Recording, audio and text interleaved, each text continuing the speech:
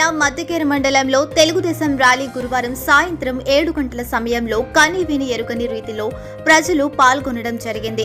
వర్షం పడుతున్న పత్తికొండ అభ్యర్థి కేఈ శ్యాంబాబు మరియు మాజీ మంత్రివర్యులు కేఈ ప్రభాకర్ మరియు రుద్రగౌడ్ను తిలకించడానికి రోడ్డు ఇరువైపులా వేలాది మంది ప్రజలు రామ్నగర్ నందు స్వాగతం పలకడం జరిగింది. అడుగడుగునా క్రేన్ల సహాయంతో పూలమాలలు వేస్తూ పుష్పాలతో స్వాగతం పలకడం జరిగింది. కేఈ ప్రభాకర్ మాట్లాడుతూ రాష్ట్రాన్ని అప్పుల పాలు చేసిన ఘనత వైఎస్ జగన్ కి దక్కిందని, గ్రామాలలో గ్రామ సర్పంచ్ నిధులు మరియు బీసీ ఎస్సీ ఎస్టీ నిధులు, పోలీస్ పీఆర్సీ నిధులు, మిగిలిన ప్రభుత్వ ఉద్యోగస్తులు పీఆర్సీలు కూడా వాడిన ఘనత ఈ జగన్దేనని ఈ ప్రభాకర్ తెలియజేయడం జరిగింది. కేఈ శ్యామ్ కుమార్ మాట్లాడుతూ తెలుగుదేశం ప్రభుత్వంలో 1600 కోట్లు ఖర్చు పెట్టడంలో ఎంతో మంది లబ్ధి పొందారని, అలాగే 250 కోట్లతో చెరువులను నీటితో నింపారని, ఎంతో అభివృద్ధి జరిగిందని, ఈ వైఎస్ఆర్ గవర్నమెంట్ లో అభివృద్ధి ఏమీ జరగలేదని, కేవలం వైఎస్ఆర్సీపీ పార్టీ నాయకులే అభివృద్ధి అయ్యారని శ్యామ్ తెలియజేశారు.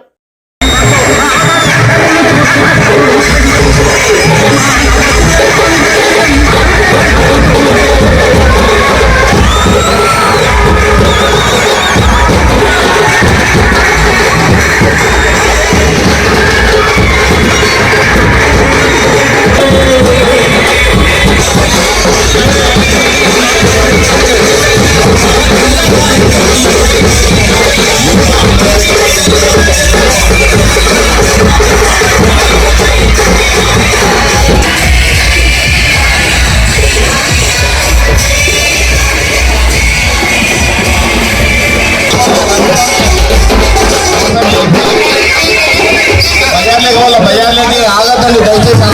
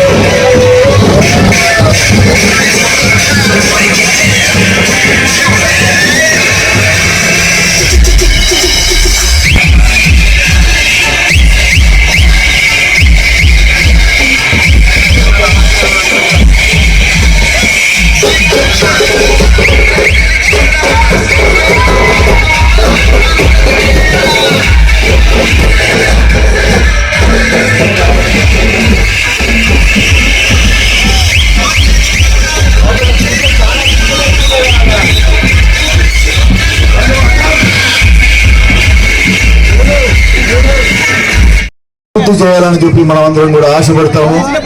మరి అభివృద్ధి కాకపోతే రాబోయే కాలంలో మరి ఆయన నిలుచుకుంటే మరి మీ సత్తా మీరు చూపెట్టి మరి కింద పడేస్తారు. మరి పోయినసారి ఒక మిస్టేక్ అయ్యింది. మనం 1600 కోట్లు కూడా మనం ఇక్కడ పత్తికొండ ఖర్చు పెట్టాం. ప్రాజెక్టులు తీసుకుని వచ్చాం, కుంటల్లో నీళ్లు నింపినాం, ఇల్లులు ఇచ్చినాం. పుట్టిన పిల్లవాళ్ళ కాడి నుంచి పెద్ద మనిషి దాకా, కాటికి పోయి పెద్ద మనిషి దాకా చంద్రబాబు నాయుడు తరఫు నుంచి, గవర్నమెంట్ తరఫు నుంచి ఏదో ఒక రూపంలో లబ్ధి పొందినారు. మరి అంత లబ్ధి పొందిన వాళ్ళు కూడా ఒక ఛాన్స్ అని చెప్పి ఏదైతే జగన్మోహన్ రెడ్డి నినాదం తీసుకుని వచ్చారో ఆ ఒక్క ఛాన్స్ అనే మోసానికి అందరూ కూడా బలి అయినారు. మరి ఒక్క ఛాన్స్ తీసుకున్నాడు.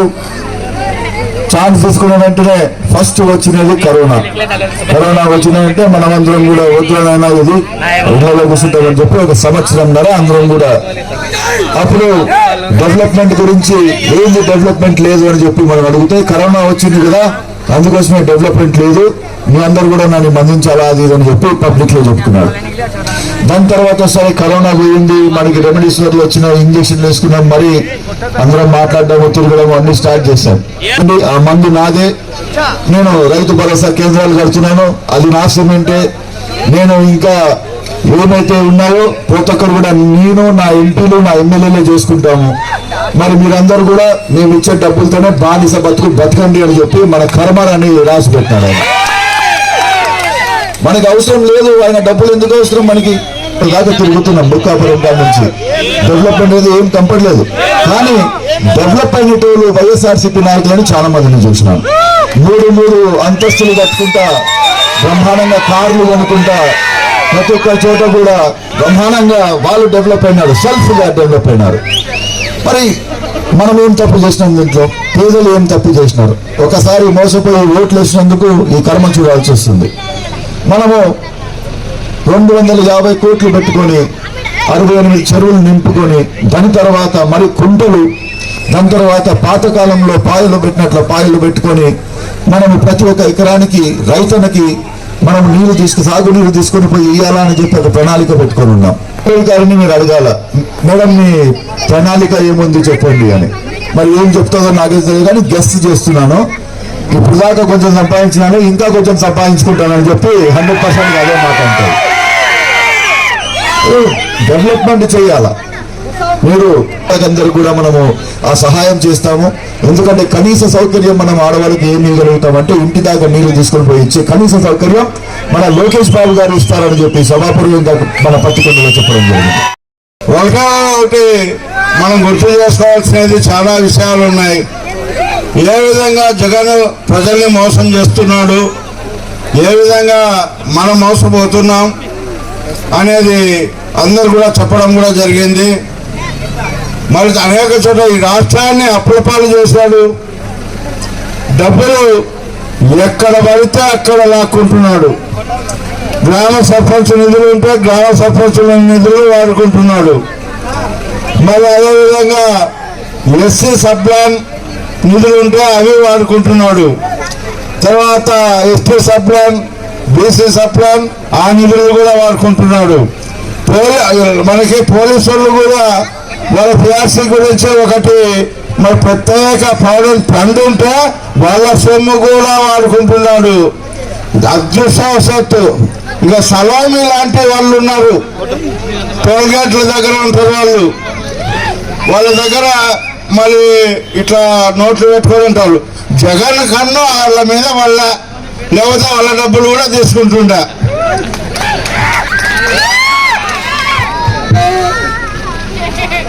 అలాగే మళ్ళీ బాగా ఆలోచన చేసిన తర్వాత నారా చంద్రబాబు నాయుడు గారు అందరితో సంప్రదించుకొని మరి అందరినీ కలిసి ఏ విధంగా ఈ సూపర్ 6 ఫార్ములాని మన దగ్గరికి ప్రవేశపెట్టాడో ఒకసారి దాంట్లో మొట్టమొదటిది మహిళా శక్తి అని చెప్పేసి మీకు తెలియజేస్తున్నా. ఆ మహిళలని గౌరవంగా చూడాలనే ఉద్దేశంతో వాళ్ళ ఆరోగ్యం బాగుండాలని సంవత్సరానికి 3 సిలిండర్లని వాళ్ళకి ఫ్రీగా ఇచ్చే పథకాన్ని కూడా పెట్టాడు. అదేవిధంగా 18 ఏళ్ళ వయసు వచ్చిన వాళ్ళకి మరి 1500 పింఛన్ ఇచ్చే విధంగా కూడా మొదలుపెట్టాడు. అదేవిధంగా 50 ఏళ్ళ బీసీ మహిళలకి 4000 రూపాయలు పింఛన్ ఇచ్చే స్కీమ్ కూడా మొదలుపెట్టాడు. మరి ఇవన్నీ కాకుండా ముఖ్యంగా ఆలోచన చేస్తే మరి మా అంతా అధికారులు కానీ లేదా మొగుడిని డబ్బులు అడుగుతారు, ఏమో నేను బస్సులో పోతాను పుట్టింటికి ఛార్జీలు ఇవ్వండి అని. ఈమె అడగదండి, ఈమెకే ధనంజయ అడుగుతాడు. పిల్లలంతా కూడా మరి తప్పకుండా అంటే ఈ అవకాశాన్ని ఉపయోగించుకోవాలా. మీరు బస్సులో ఏడాది కూర్చోవచ్చమ్మా, ఒక బస్సు డ్రైవర్ సీట్లో తప్ప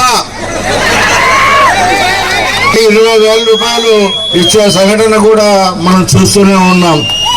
మరి ఏ విధంగా కాకుండా వాళ్ళకి మెయిన్ బాధ ఇంతకుముందు 60 రూపాయలు ఉండేది, ఇప్పుడు 210 రూపాయలు.